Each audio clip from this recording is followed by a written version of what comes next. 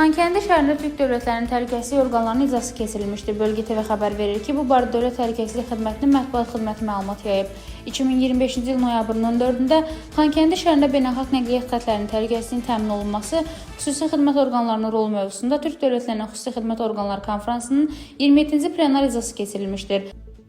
Tədbirdə Azərbaycan Respublikası Dövlət Təhlükəsizlik Xidmətinin rəisi general-polkovnik Əlin Ağayev, Xarici Kəşfiyyat Xidmətinin rəisi general-polkovnik Orxan Sultanov, Türkiyə, Qazaxıstan, Özbəkistan və Qırğızıstan müvafiq xidmət rəhbərləri, həmçinin fəxri qonaq qismində Macarıstandan olan nümayəndə iştirak etmişdir. Tədbiri açıq elan edən Dövlət Təhlükəsizlik Xidmətinin rəisi general-polkovnik Əlin Ağayev, Azərbaycan Respublikasının prezidenti cənab İlham Əliyevin tədbir iştirakçılarına ünvanladığı müraciəti səsləndirdikdən sonra plenar iclası mövzusu ilə bağlı geniş nitqdə çıxış etmişdir.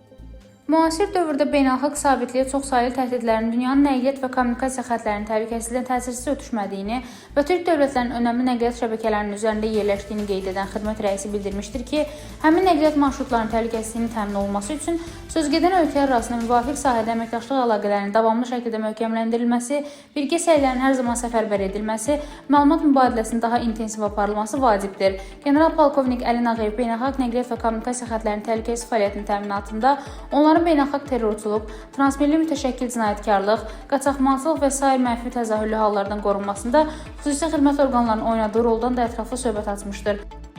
Vurğulanmışdır ki, uzaq şərqdən Avropaya qədər uzanan orta dəhlizin vacib tərkib hissəsi olan Zəngəzur dəhlizinin reallaşdırılmasına bəzi destruktiv dairələr hər vəziyyətdə maneçilik törətməyə çalışır və bu amil göstərilən istiqamətdə təhlükəsizliyin etibarlı təmin olunmasını mühüm vəzifələrdən biri kimi qarşıya qoyur.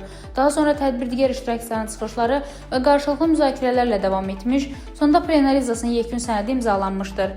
Rəna Rövşənqızı, BTV.